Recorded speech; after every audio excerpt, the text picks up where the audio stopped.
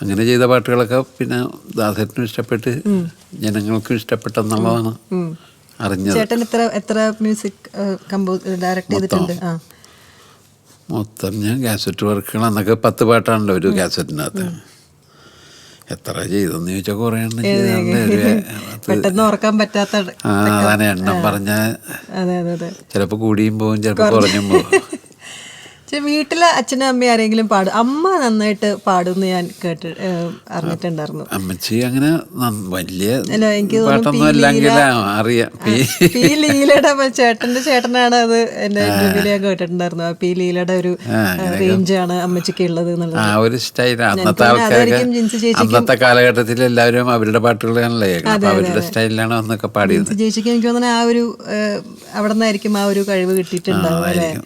ചേട്ടന് പാട്ടിന് അപ്പച്ചനുണ്ട് അപ്പച്ചനും പാട്ട്. അവർ രണ്ടുപേരും കൂടി ഒരു പാട്ടൊക്കെ പാടിയിട്ടുണ്ട് പണ്ട്. നട്ടുച്ച നേരത്ത് കിണറിന്റെ തീരത്തെന്നും പറഞ്ഞിട്ടൊരു കലാഭവനില്